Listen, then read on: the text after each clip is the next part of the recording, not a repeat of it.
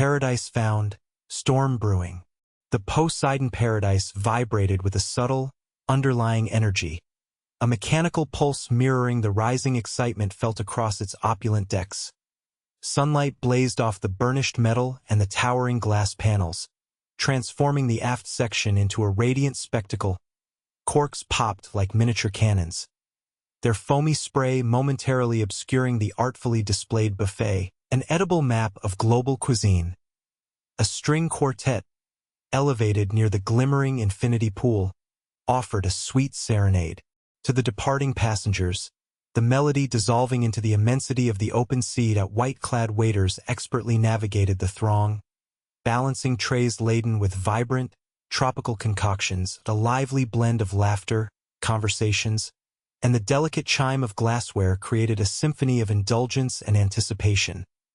This wasn't merely a cruise. It was a declaration, an exercise in extravagance, a floating sanctuary promising unparalleled pampering. Far above, on the bridge, Captain Eva Rostova observed the revelry with cool detachment. Festivities held no sway here. Clad in her pristine uniform, she stood rigidly, her gaze keen and unwavering, missing nothing, the pre-departure checklist scrolled on the holographic display. Each step confirmed with meticulous care. She brushed back a strand of hair from her severe bun, a fleeting gesture that betrayed a sliver of the tension she so diligently suppressed. The bridge was her realm, a haven of precision amidst the carefully orchestrated chaos below. All systems optimal, Captain, reported her first officer, a young man radiating enthusiasm. Acknowledged, Mr. Davies. Rostova responded, her voice clear and concise. Maintain current course. Let's ensure they have a seamless start to their escape. A ghost of a smile played on her lips, quickly banished. Escapes were for passengers. Rostova was on watch, always down in the casino. A sudden hush heralded Richard Harding's arrival. He possessed an ungainly, almost apologetic air, his bespoke suit appearing at odds with his slightly stooped shoulders, more at home amongst servers and code. His considerable wealth had granted him passage to this ostentatious display, and he intended to be noticed. Heads turned. Whispers skittered through the room. Harding, the tech titan, a multi-billionaire, added yet another layer of prestige to the already exclusive sailing. He paused at the threshold, a hesitant smile flickering across his face, and scanned the scene, the click of chips, the hypnotic spin of roulette wheels, the murmur of voices, a tidal wave of sensory input that threatened to swamp him. Spotting an unoccupied chair at the high-stakes poker table, he made his way over, his security detail, unobtrusive yet vigilant, flanking him. He cleared his throat, the sound amplified in the sudden quiet. Gentlemen, he announced, his tones slightly too loud, revealing his nervousness. May I join you? A collection of courteous, if somewhat wary, greetings answered him. Harding produced a stack of chips large enough to shame a small nation and placed them on the table with a resolute thud. He was here to play hard. He was here to draw attention. He was here to prove his belonging. Meanwhile, on the secluded sky deck, a different kind of paradise was blossoming. The sinking sun splashed the heavens with vibrant coral and delicate lilac, bathing the jacuzzi in a warm glow. Steam curled upwards in lazy wisps, carrying the mingled fragrance of exotic oils and blossoming jasmine. Chuck Norris, sporting simple swim trunks, leaned back, eyes closed, an air of tranquility about him. Beside him, Sofia Vergara, dazzling in a designer bikini, laughed at something he had said, her voice a musical cascade that mingled with the soft rhythm of the waves. "Chuck, you are incorrigible," she exclaimed, playfully hitting his arm. "Only you could joke about a roundhouse kick at a spa." Norris chuckled, a deep rumble that resonated through the water. "Gotta stay ready, Sofia. Never know when you might need to diffuse a situation." Vergara rolled her eyes, though her smile lingered. "Always the action hero. Can't you just be still for 5 minutes? "Stillness is an action, Sofia," Norris retorted, opening one eye and winking. "And I'm taking it seriously."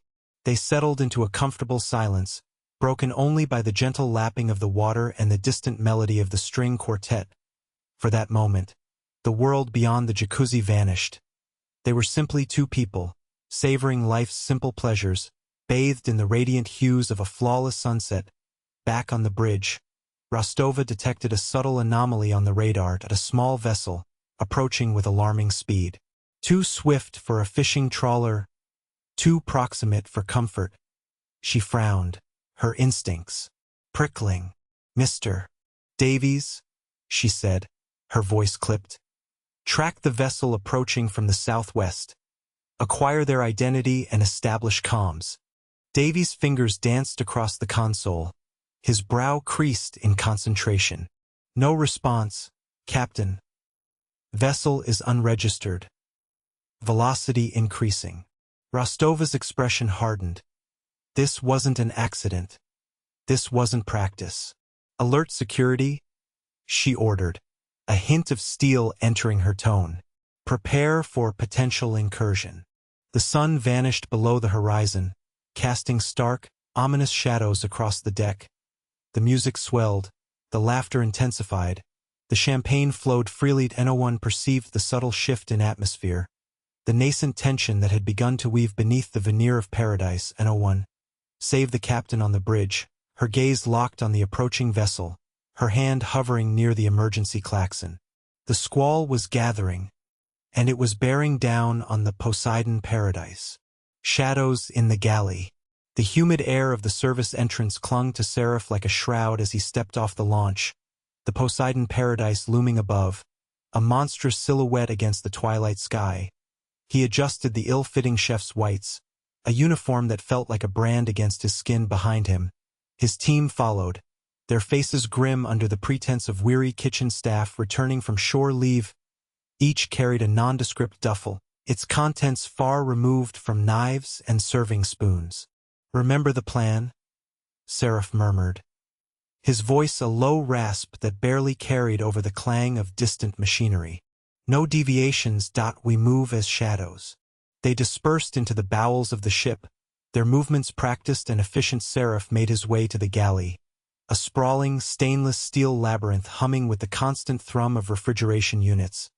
The air was thick with the competing aromas of roasting meats, simmering sauces, and the acrid tang of industrial cleaners. His lieutenants, Zara and Nikolai, were waiting for him in a secluded corner, near a towering stack of clean linen. Zara, a woman whose icy gaze could freeze molten steel, leaned against a prep table, arms crossed.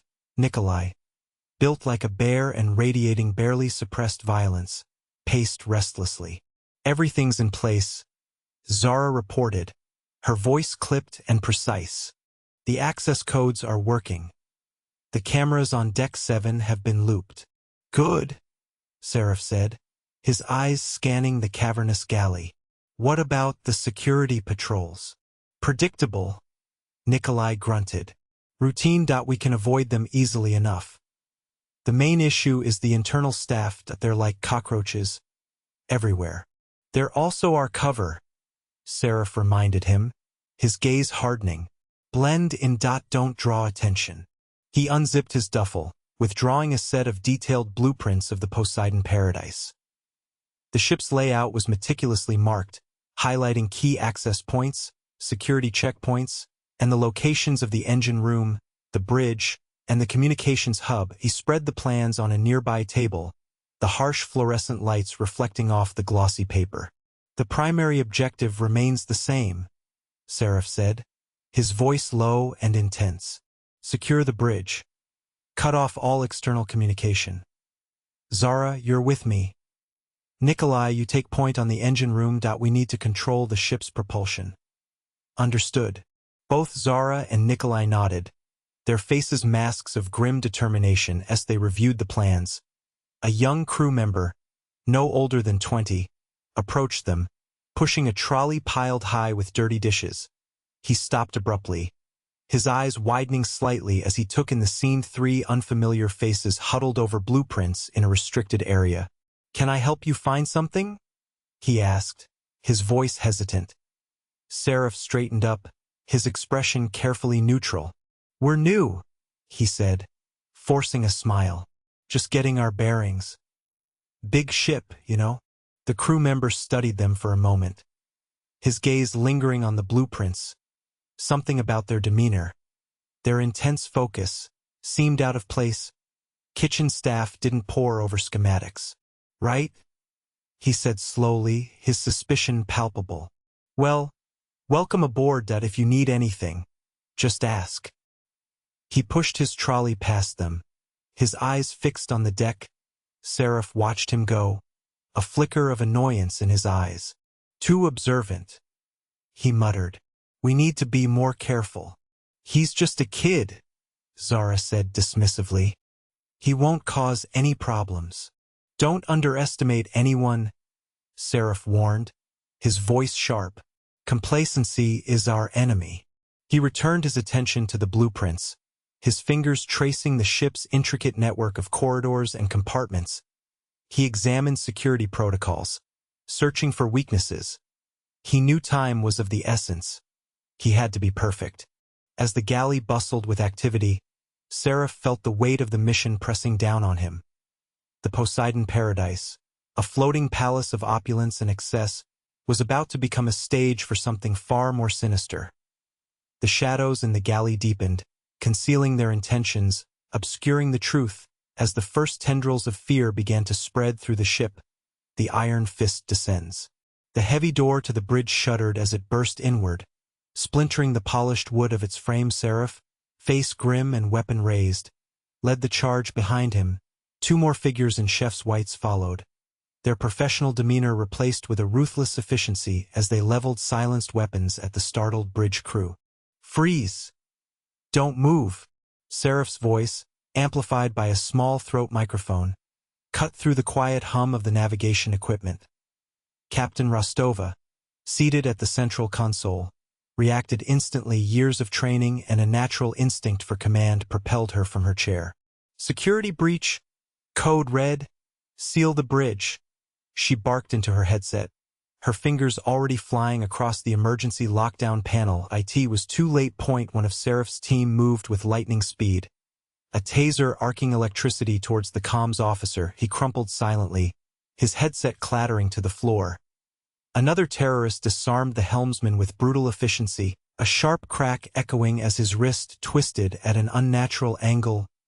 Rostova lunged for the emergency distress beacon, a small, red button hidden beneath a protective panel.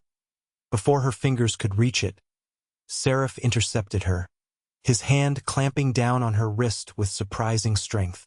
I wouldn't, he said, his voice low and dangerous. That would be unwise. Rostova glared at him, her eyes burning with defiance. This is piracy, she spat, struggling against his grip.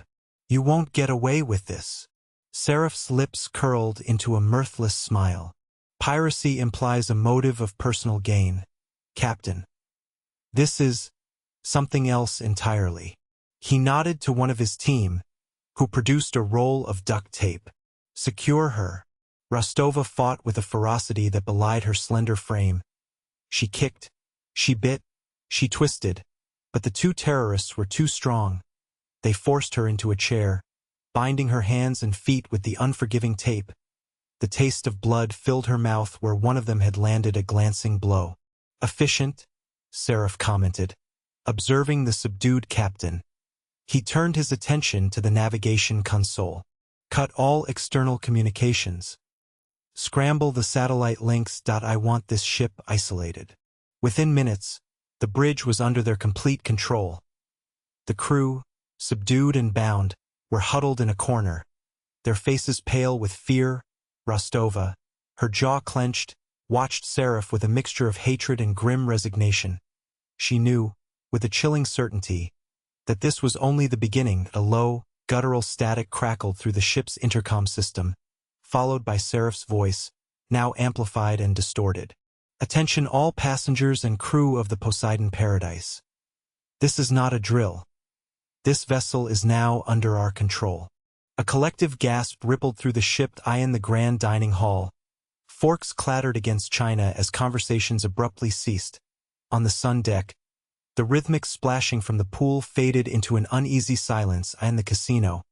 The whirring of slot machines died down, replaced by nervous whispers in her luxurious suite. Dripping in diamonds, Mrs. van der Linde paused, a half-eaten caviar canopy suspended in mid-air. Her perfectly sculpted eyebrows furrowed in confusion.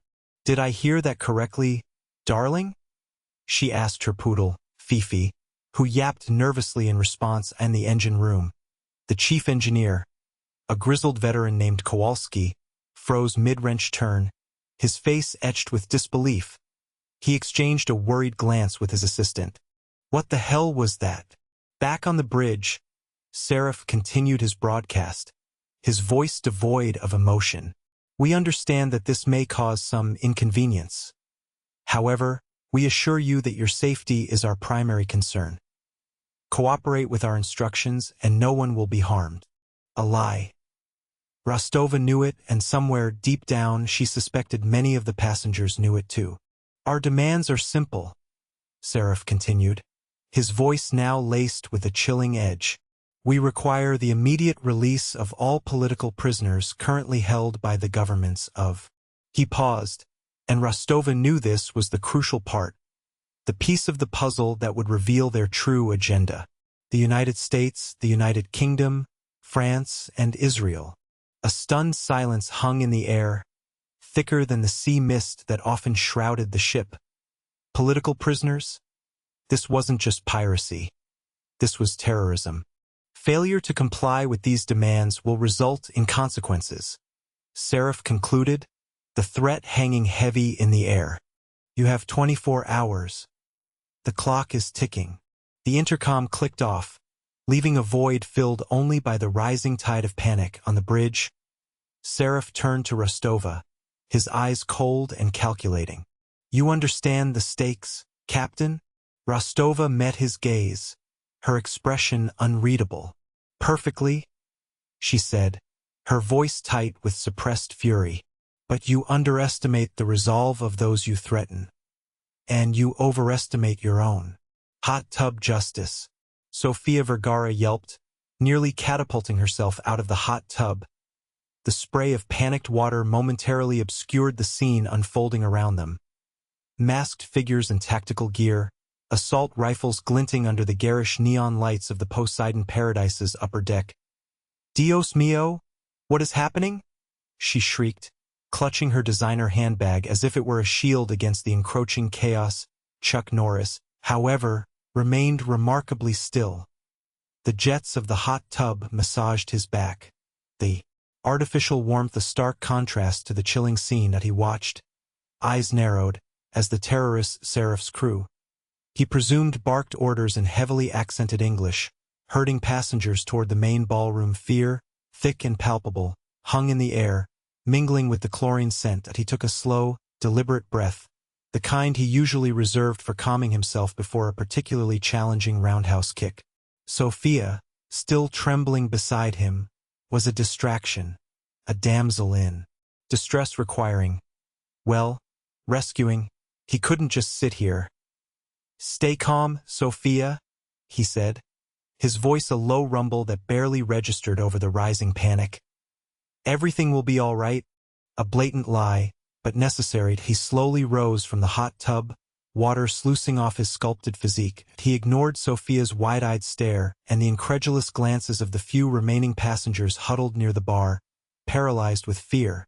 He casually grabbed a fluffy white towel from a nearby rack, drying himself with methodical precision. His mind, however, was anything but casual. That IT was calculating, assessing, strategizing. Point 1, point 2, point 4 terrorists securing the upper deck. Likely more inside.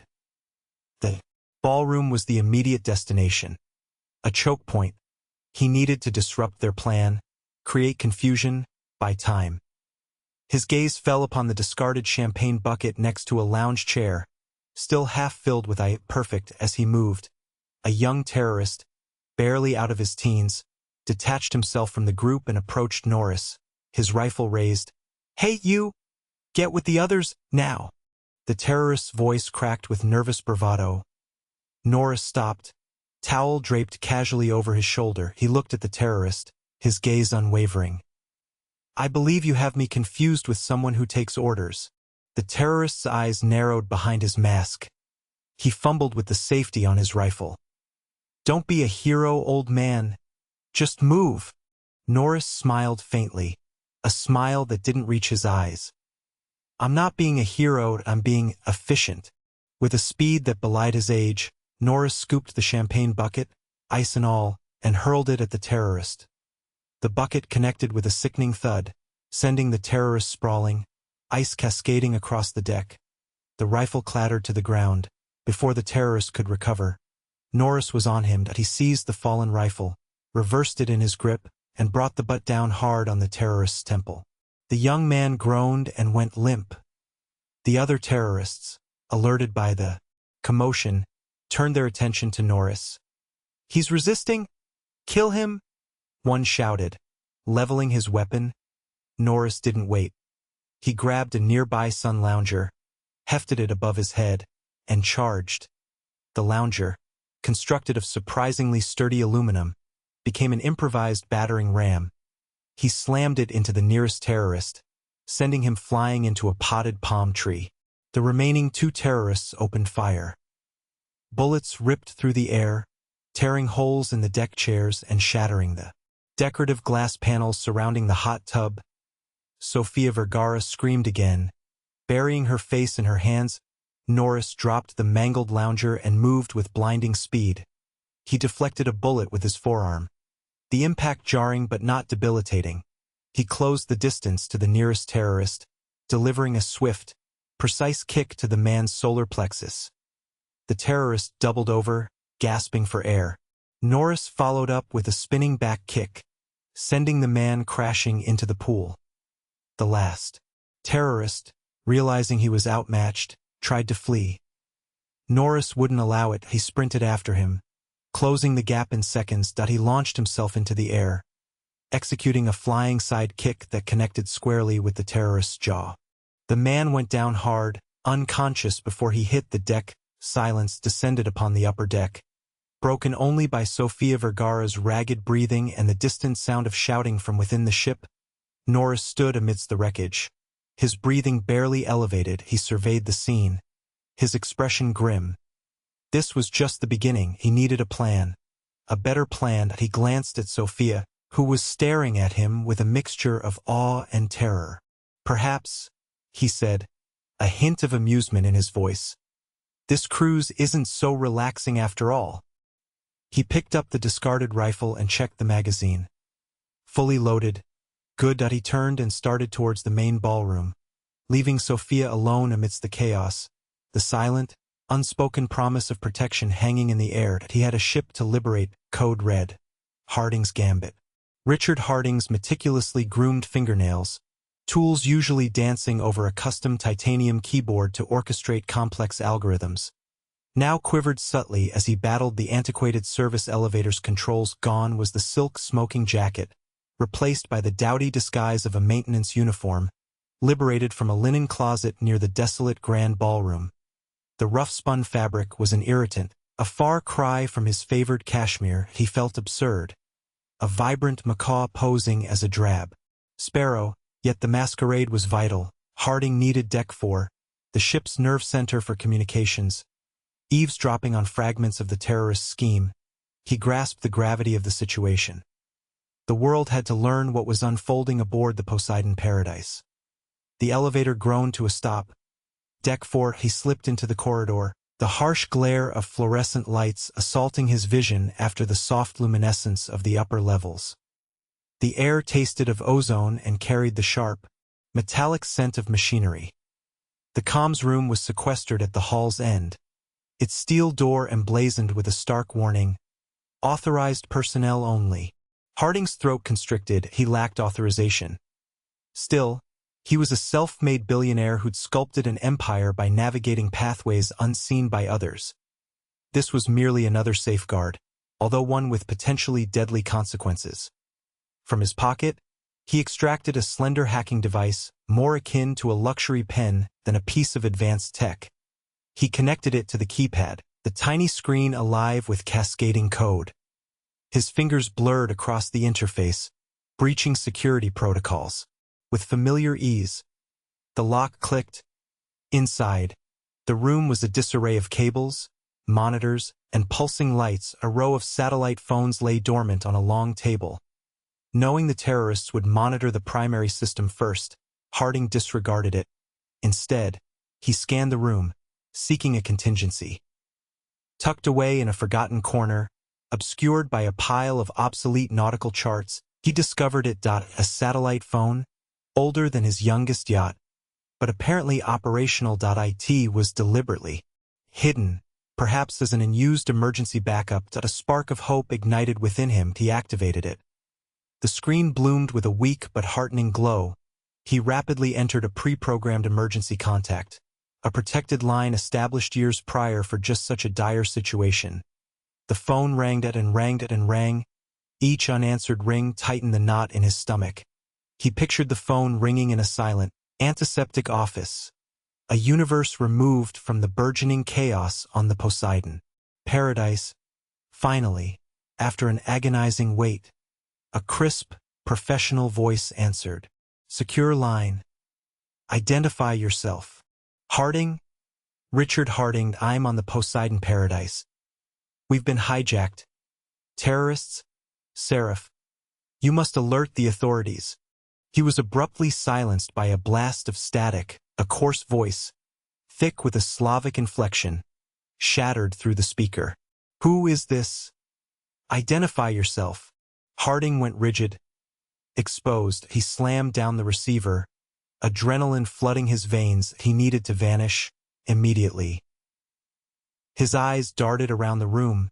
The charts. He hastily returned them to their place, masking the phone. He pivoted, ready to flee. When he detected the heavy rhythm of boots approaching in the corridor, he flattened himself against the wall by the doorway, his heart a frantic drum against his ribs. The door swung inward, revealing a towering figure cloaked in black tactical gear, an assault rifle hanging from his shoulder. The terrorist's eyes, glacial and vacant, surveyed the interior. Everything in order here? The terrorist grunted, his gaze lingering on the outdated navigational charts. Harding willed himself to stillness, to measured breaths, to project a sense of indifference he was far from experiencing. Just verifying the emergency comms, comrade, he mumbled, adopting a clumsy, obsequious tone, ensuring operability as instructed. The terrorist's eyes narrowed, suspicion clouding his features. Let me see your credentials. Harding groped within his pocket, producing the purloined maintenance ID. The terrorist snatched it, scrutinizing it with intensity. The silence stretched, suffocating. Harding felt sweat cascading down his spine. The terrorist returned the ID, his expression inscrutable. Continue, he stated, his voice frigid. He pivoted and marched back into the corridor. Harding waited, paralyzed, until the sound of the terrorist's boots receded into nothingness. Then, he staggered from the comms room. His legs unsteady, he resisted the urge to run. He couldn't risk inciting suspicion. Instead, he walked, deliberately and slowly, back toward the service elevator. The image of the terrorist's frigid gaze seared into his mind. That he needed greater caution. Far greater caution. He bore it. Message of critical importance, and failure was untenable. Corridors of fear. The steel deck vibrated with the stark announcement amplified through the ship's speakers as Seraph's boot struck its surface with brutal intent. Infiltrator detected. A vermin in our sanctuary. Eradicate. A glacial dread tightened Harding's muscles. Survival had morphed into a desperate hunt. Squeezing deeper into the shadowy recess beside a freight elevator, the grimy work suit offered little comfort against the frantic drumbeat within his chest. The comms room fiasco had branded him, a beacon of desperate flight. He risked a peek. Black-clad figures, rifles raised, glided along the corridor with practiced menace. Their faces were hidden, their gaze predatory. The crisp, regular cadence of their footsteps resonated with a looming danger, destined to haunt his waking thoughts. Staying put was suicide. This vessel, once a haven of luxury, was now a terrifying maze. Yet, it was his maze years spent overseeing its electrical arteries granted him intimate knowledge, the secret conduits, the forgotten access ways, the narrow crawl spaces behind the shimmering veneer. He slipped from the alcove, mirroring their stealth, diverging from their direction. He ducked into a cramped service tunnel. The air hung thick with ancient dust and the tang of the sea pipes shuddered above, the ship's engine thrumming a low, persistent song of power through the hull. A suffocating prison, perhaps, but one he knew intimately. That an eternity of scraping knees and clenched muscles led him to a dim storage room, overflowing with neatly stacked linens and cleaning supplies. That he froze, listening silence. He was gaining ground, for now, wiping grime from his forehead. He knew he needed to find Rostova, Norris, Vergara. Anyone who could offer resistance. He needed to transmit a coherent warning. Unlike the garbled transmission that had alerted Seraph as he turned to leave, voices, muffled but close, snagged his attention. He pressed an ear to the door. "He can't have vanished." A voice grated, like stones grinding together. "Seal this section. Every room, every locker, every—" The sentence terminated with the metallic shriek of a locker door flung open. A wave of icy fear washed over Harding. They were right there. He retreated, panicked, his eyes scanning for salvation. That a ventilation shaft, barely large enough to accommodate him, was the only recourse. He wrenched the grate free, the agonizing screech amplified in the confined space. He plunged into the darkness, the sharp edges of the metal tearing at his skin. Blindly, he crawled, the air cloying with dust and stale odors. He could discern the muffled shouts of the terrorists behind him, their frustration escalating with each torturous inch. Emerging, gasping for air and coated in filth, he found himself in a different corridor, near the ship's galley. The fragrant blend of spices and cooking meats, a stark contrast to the brutality unfolding, saturated the air. Cautiously, he peered around the corner.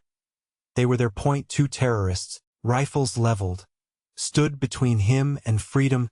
Time seemed to stretch. Sickening elastic sensation. He was cornered. Then, a sudden explosion of motion. That a figure, lightning fast, erupted from behind a stack of crates. At a whirlwind of fists and furious kicks. The terrorists never saw it coming. They collapsed, senseless, before they could react. Chuck Norris stood over them, his features carved in stone. He brushed a smudge of something indeterminate from his beard. "You all right, kid?" Norris's voice vibrated, a deep, resonant rumble. Harding could only manage a nod. His throat constricted. He had never been so relieved to see anyone, especially someone who seemed lifted from the silver screen and dropped into this nightmare. Inside the galley, anarchy reigned. More terrorists, seemingly indifferent to the fallen bodies in the hallway, attempted to seize control of the kitchen, presumably to commandeer supplies. Fatal miscalculation. Norris moved with an unexpected agility. A force of nature unleashed. At a soaring kick propelled one terrorist directly into a precarious mountain of pots and pans. A precise strike to the neck rendered another instantly unconscious. Ladles became projectiles, spatulas lethal weapons. The kitchen, once a domain of culinary artistry, transformed into a chaotic landscape of shattered crockery and battered bodies. Harding watched, paralyzed for a moment, before snapping back to reality. "We need to find Rostova," he rasped, his voice raw. "She has a plan." Norris offered a curt nod, his eyes gleaming with purpose. "Lead the way." He snatched a hefty meat cleaver from the counter, testing its balance in his hand. "Looks like it's time for dinner." Rostova's rebellion. Eva Rostova's head throbbed like a faulty engine. The last thing she remembered was Seraph's smug face and the metallic taste of blood. The brig, they'd thrown her in the brig, she spat, the coppery tang still lingering. The air was thick with the stale scent of disinfectant and despair. Her wrists ached, bound tightly behind her. Rostova took stock. The small, windowless cell offered little to work with. Bare metal walls, a bolted-down bench, and the heavy steel door were her only companions. Panic was a luxury she couldn't afford. She focused on her breathing, slowing her heart rate, sharpening her mind. Years at sea, Years navigating bureaucratic storms and literal typhoons had taught her resilience. This was just another storm, not a particularly nasty one, admittedly, but a storm nonetheless. She tested her bonds. Nylon zip ties. Standard issue, easily broken with the right leverage, but her position made that impossible. She strained, her muscles screaming in protest, but the ties held. Firm. Damn. Then she remembered. During the Poseidon Paradise's refit, an aging engineer, half-drunk on cheap whiskey and nostalgic for the old days, had confided in her about a network of hidden passages. Ventilation shafts, service tunnels, escape routes forgotten by time and omitted from the ship's blueprints. Rostova had dismissed it as drunken rambling until the engineer, with surprising dexterity, showed her the access point in the brig, a loose panel behind the toilet. With renewed purpose, Rostova shuffled toward the toilet. The porcelain was cold against her cheek as she reached behind it.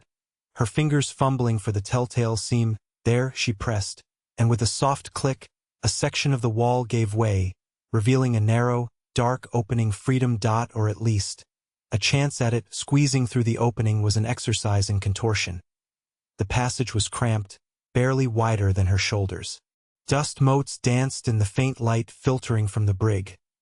The air was stale and thick with the smell of rust and decay. She navigated through the claustrophobic space, her hands brushing against cold metal and crumbling plaster. Emerging into a dimly lit service corridor, she paused, listening. The ship's hum was louder here, punctuated by the distant sounds of raised voices and the clatter of weapons. She needed to find her loyal officers, Chief Engineer Ito, Security Chief Ramirez, and Dr. Chun. They were her core, her trusted few. Moving swiftly and silently, Rostova made her way towards the engine room. The ship's lower decks were a labyrinth of pipes, wires, and machinery. She knew them intimately, every valve, every conduit, every hidden corner. She found Ito huddled in the engine control room. His face grim. Two junior engineers stood guard, their faces pale with fear. "Captain!" Ito exclaimed, relief flooding his features. "We heard. We thought." "No time for that, Ito." Rostova cut him off, her voice sharp but reassuring. "We need to take back this ship." "How, Captain?" "They're everywhere." Ito gestured towards the monitors displaying security footage. Armed men patrolled the decks, their faces hard and their weapons ready. "We create a diversion. Something big, something that will draw them away from the passenger decks," Rostova said, her eyes gleaming with determination. "I've been told we have unexpected allies on board. We need to give them room to operate." She was referring to Ramirez's frantic whispers about what he'd seen on Deck 5 near the jacuzzi. It sounded unbelievable, but Ramirez wasn't prone to flights of fancy.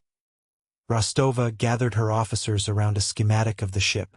"Ito, can you rig a controlled overload in the auxiliary generators?" Ito nodded. "Enough to knock out power to sections of the ship, but not enough to cripple us entirely." "Good.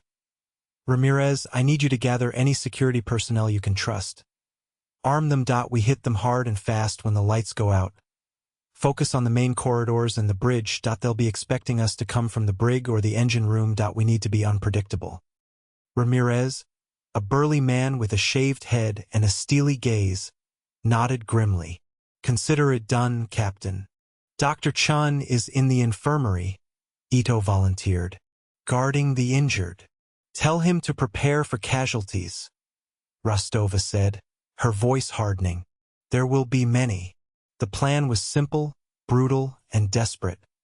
But it was the only plan they had. Rostova looked at her officers, their faces etched with a mixture of fear and determination. "We take back this ship," she said, her voice ringing with conviction. "For the passengers, for the crew, for ourselves. Let's show these terrorists what it means to mess with the Poseidon Paradise." She paused, a flicker of something akin to a smile playing on her lips. "And let's hope Ramirez is right about our special guests." Signal sent. Hope fades. Harding's fingers danced across the archaic keyboard, the hum of the auxiliary communications array a soothing balm against the adrenaline still coursing through him. He'd chosen the abandoned comm station on Deck 3, a forgotten relic from a bygone era of maritime communication. Dust motes swirled in the dim light filtering through the grimy porthole, illuminating his focused face. Each keystroke was a prayer, a plea hurled into the vast ocean of radio waves. He'd managed to bypass the terrorists. Communications locked down by rerouting the signal through a defunct satellite channel, a risky maneuver that chewed up valuable time. Sweat beaded on his forehead as he typed a concise message. Poseidon Paradise hijacked multiple hostages. Position approx. He glanced at a tattered map on the wall, estimating their location 34N. 118W. Urgent assistance REQ-. That was all he could manage. A guttural shout echoed from the corridor outside, followed by the distinct thud of heavy boots. They were onto him. Harding ripped the hard drive from the ancient computer, shoving it inside his maintenance jumpsuit. He scrambled to his feet, wrenching open the door. Two of Seraph's goons, hulking figures armed with assault rifles, stood poised to strike. He didn't hesitate. Harding launched himself at the nearest man, a desperate tackle aimed at throwing him off balance. The element of surprise worked for a fraction of a second. The goon stumbled, his rifle clattering against the metal floor, but the other terrorist reacted instantly, slamming the butt of his weapon into Harding's temple. A blinding flash of pain erupted in Harding's head. He crumpled to the ground, the metallic tang of blood filling his mouth. The world swam in a kaleidoscope of blurry shapes and muffled sounds. He felt himself being dragged roughly down the corridor, the cold steel of the ship pressing against his cheek. He awoke in a dimly lit storage room, his hands bound tightly behind his back. Seraph stood before him, his face an impassive mask. The overhead bulb flickered, casting long, distorted shadows across the room. "Mr. Harding," Seraph said, his voice a low, menacing purr. "Or should I say, Mr. Harding, the undercover agent." Harding spat on the floor. "Go to hell." Seraph smiled, a chillingly devoid of humor expression. Such defiance. Admirable but ultimately futile. "You managed to send a distress signal, didn't you?" "A partial one, I believe." "How resourceful." "It's only a matter of time before help arrives," Harding rasped, his throat dry. "Time," Seraph echoed, his eyes glinting. "Time is a luxury you no longer possess. And as for help, well, let's just say I have a way of discouraging unwanted attention." He gestured to one of his men, who produced a mobile phone. Seraph tapped a few buttons and then held the phone to Harding's ear. "Listen carefully," Seraph instructed. Harding heard muffled voices, then a woman's terrified scream. "Please, no. I haven't done anything." He recognized the voice. Sofia Vergara. "Recognize her?" Seraph asked, his voice laced with venom. Such a vibrant, beautiful woman. A shame if something were to happen to her. Or to any of our other celebrity guests. The phone clicked off. Seraph leaned in close, his breath cold against Harding's ear. "I have a proposition for you, Mr. Harding. You tell me everything you know about Captain Rostova's plans. Everything. And I might just be inclined to spare a few of our more prominent hostages." Harding swallowed, his heart pounding. He knew Rostova was planning something, but he didn't know the specifics. He'd been too busy trying to alert the authorities. "I don't know anything," he said, his voice trembling slightly. Seraph's smile widened, revealing teeth that seemed too sharp, too predatory. "Then I'm afraid I have no choice. We will begin executing hostages 1 per hour, starting with Ms. Vergara. Unless, of course, you change your mind." He snapped his fingers, and the two goons grabbed Harding, dragging him toward a dark corner of the room. Harding struggled against their grip, his mind racing that he couldn't betray Rostova. But he couldn't let innocent people die either. "Wait!" he shouted, his voice hoarse. I know something. A little. But you have to promise to spare them." Seraph chuckled, a dry, humorless sound that sent a shiver down Harding's spine. Promises are for fools, Mr. Harding. But I am willing to offer you an incentive. Now tell me what you know. The dim light seemed to press in on Harding, suffocating him. He was trapped, caught between his loyalties and his conscience. The screams of Sofia Vergara echoed in his mind, a constant reminder of the price of his silence. Hope, once a flickering flame, threatened to be extinguished entirely, leaving him in the cold, dark abyss of impossible choices. Showdown in the ballroom. The grand ballroom of the Poseidon Paradise, once a glittering space of champagne toasts and swirling gowns, now reeked of sweat and fear. Spotlights, jury-rigged by Seraph's men, blazed down on the polished dance floor, reflecting off the vacant eyes of the hostages huddled against the walls. Seraph stood center stage, a predator amidst his prey, Richard Harding tied to a chair beside him, a silent testament to failed espionage. Sofia Vergara, defiant even in captivity, glared at Seraph from the front row of the captive audience. A hush fell as the ballroom doors crashed open. Chuck Norris stood silhouetted in the doorway, the man himself, a legend made flesh. The air crackled with anticipation. Seraph, a smirk playing on his lips, stepped forward. The cavalry arrives, Seraph sneered, his voice amplified by the ballroom's sound system. I must admit, I was beginning to think the rumors of your resilience were exaggerated. Norris didn't bother with words, he simply moved, a blur of denim and determination. He closed the distance between them in 3 strides, each footfall echoing the doom Seraph had brought upon himself. The first blow was a roundhouse kick, aimed at Seraph's head. Seraph, surprisingly agile, ducked under it. The wind from Norris's foot ruffling his hair, he retaliated with a swift kick to Norris's ribs, but Norris barely flinched. The fight was a whirlwind of fists and feet, a brutal ballet of destruction. Seraph, skilled in various martial arts, fought with a controlled fury, but Norris was a force of nature, his movements unpredictable, his strength seemingly limitless. Each strike from Norris carried the weight of justice. Each block absorbed the anger of the innocent.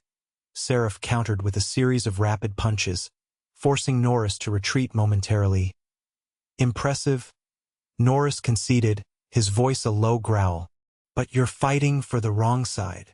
Seraph laughed, a harsh, grating sound. There are no sides, only survival, and I intend to survive. As they circled each other, locked in a deadly dance, the lights flickered, then died. A collective gasp rippled through the hostage crowd. The ballroom plunged into near darkness, illuminated only by the emergency lights, casting long, distorted shadows. This was Rostova's signal from the shadows of the lower decks. Her loyal crew erupted, armed with whatever they could find, galley knives, fire axes, even lengths of pipe. They swarmed the terrorists guarding the hostages. Shouts and screams filled the air, punctuated by the clang of metal on metal. Rostova, having escaped the brig with the aid of a sympathetic engineer, led the charge, her eyes blazing with righteous fury. She moved with a practiced efficiency, disarming and incapacitating terrorists with swift, decisive movements. The chaos served as a perfect distraction for Norris. He feigned a stumble, drawing Seraph in, then unleashed a devastating uppercut. Seraph staggered back. Momentarily stunned, Norris seized the opportunity, launching into a series of rapid strikes, each blow landing with bone-jarring force. Suddenly, a sharp pain lanced through Norris's shoulder. He grunted. Momentarily distracted, Seraph had recovered and stabbed him with a concealed knife. It wasn't a deep wound, but it was enough to break Norris's momentum. Seraph pressed his advantage, raining blows down on Norris, forcing him onto the defensive. He landed a kick to Norris's chest, sending him sprawling. Seraph stood over him, the knife glinting in the dim light. It seems even legends bleed, Seraph said, his voice laced with triumph. But Norris wasn't defeated. He looked up at Seraph, a flicker of something akin to pity in his eyes. He grabbed Seraph's wrist, his grip like a vice. "You're right," Norris said, his voice strained but firm. "Legends bleed, But they also heal. With a surge of strength, Norris twisted Seraph's arm, forcing him to drop the knife. He then delivered a swift kick to Seraph's knee, crippling him. Seraph crumpled to the floor, clutching his leg, his face contorted in pain. The fight had drained him, revealing the fear that had been lurking beneath his bravado as the sounds of battle raged around them. Rostova and her crew gained ground, freeing hostages and pushing back the remaining terrorists. Sofia Vergara, seeing her chance, kicked a chair into a terrorist trying to sneak up on Rostova, then grabbed the fallen terrorist's weapon. Norris stood over Seraph, his chest heaving, a trickle of blood running down his shoulder. He extended a hand. "It's over," Norris said. "Give up." Seraph looked up at him, his eyes filled with hate. He spat at Norris's feet. "Never." In that moment, Norris saw not a terrorist, but a broken man, consumed by a twisted ideology, a man who had lost his way. He saw the vulnerability beneath the mask of brutality, and for the briefest of moments, he hesitated. Then, Rostova's voice, sharp and urgent, cut through the chaos. "Norris, we have incoming." Paradise regained. Norris loomed over Seraph, his expression a rigid mask of granite.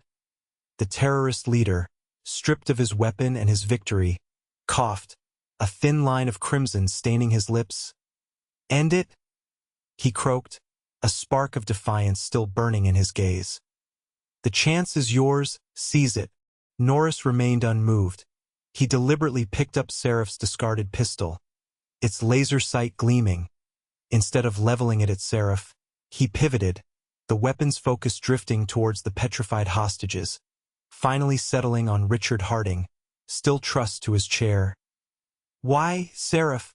Norris's voice, though quiet, resonated with immense weight. "Why this ship? Why these innocents?" Seraph spat, the glob landing with a wet sound on the polished deck. "Spare me the theatrics, you're well aware." Norris disregarded the contemptible gesture. He raised the pistol further, his finger applying steady pressure to the trigger. "Enlighten us, Seraph. Let everyone know." The crimson dot of the laser danced a macabre jig on Harding's forehead. The banker, utterly exposed, writhed against his restraints, his eyes wide pools of raw, animal terror. Seraph, sensing his last vestige of control slipping away, cracked. "Harding!" he bellowed. "This is about Harding. He destroyed my family. His predatory lending forced my father to suicide." This wasn't some political crusade. It was retribution. A collective gasp swept through the captive audience. Harding recoiled as if struck, his facade of composure crumbling into dust. That's a lie," he managed, but the tremor in his voice betrayed the truth. Norris lowered the pistol, the crimson beacon vanishing from Harding's brow. His gaze swept over the hostages, a tapestry of emotions, shock, bewilderment, and dawning comprehension, etched upon their faces. "He manipulated them," Norris stated, his words directed at everyone and no one.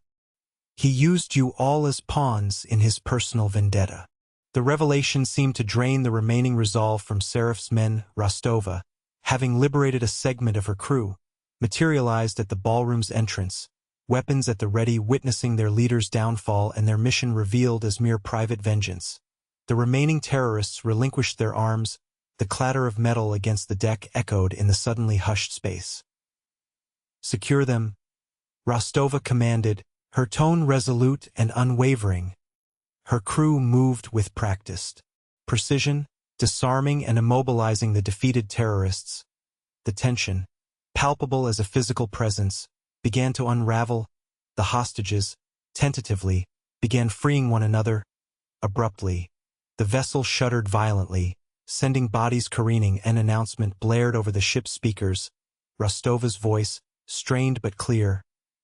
"All crew to stations. We have incoming multiple contacts. Prepare for boarding." The fragile calm shattered. Norris, ever alert, sprang to the nearest window. Scanning the pre-dawn gloom, he spotted them, a flotilla of heavily armed Coast Guard cutters converging on the Poseidon Paradise. their searchlights slicing through the darkness. A Black Hawk helicopter hung in the air above, its spotlight bathing the ship's deck in brilliant light. "It's finished," Norris murmured, a subtle note of relief coloring his voice. "They're here." Within minutes, the Poseidon Paradise was inundated with armed personnel. Coast Guard officers, FBI agents, and Navy SEALs fanned out, methodically securing each deck and cabin. Medics rushed to triage the wounded. The agonizing ordeal was finally drawing to a close. Hours later, under the wan light of dawn, the Poseidon Paradise limped back towards port, escorted by a procession of Coast Guard vessels. The once gleaming symbol of opulence and escape now bore the gritty scars of battle. Bullet holes pockmarked its hull, windows were shattered, and smoke smudged its pristine white facade. As the ship neared the harbor, a throng had assembled on the pier. Word of the hijacking had spread like wildfire, captivating the world's attention. Families wept with unrestrained joy, waving signs bearing the names of their beloveds. Reporters surged forward, their cameras flashing with relentless intensity. As Norris and Rostova stood on the bridge, surveying the scene, they understood that nothing would ever be the same. They had confronted mortality, peered into the abyss, and emerged scarred, but alive. When the gangplank lowered, Norris and Rostova led the way. A roar of cheers erupted from the crowd, chanting their names in unison. Cameras clicked and whirred, capturing their every movement. They were instant heroes, emblems of courage and resilience forged in the crucible of terror. They stood side by side, acknowledging the outpouring of emotion, Rostova offering a small, weary smile as they descended the gangplank. A young girl darted forward, clutching a bouquet of vibrant flowers. She shyly offered them to Rostova, her eyes shining with admiration. Rostova knelt, accepting the gift with a tender smile. Norris gently squeezed the girl's shoulder. "You hold on to those, sweetheart," he said, his voice roughened but kind. "You're the real hero here. You and everyone else who kept hope flickering." The return to port was a whirlwind of interviews, medical evaluations, and debriefings. But amidst the frenetic energy, one thing remained vivid. The Poseidon Paradise was forever transformed. It transcended its former existence as a mere luxury liner. It became a floating monument to tenacity, a living testament to the human spirit's unyielding capacity to endure even the darkest of nights. And for those who had been trapped within its gilded cage, the memory of the hijacking would remain, indelibly etched in their minds, a stark reminder of the day paradise was shattered and then, against all odds, painstakingly rebuilt.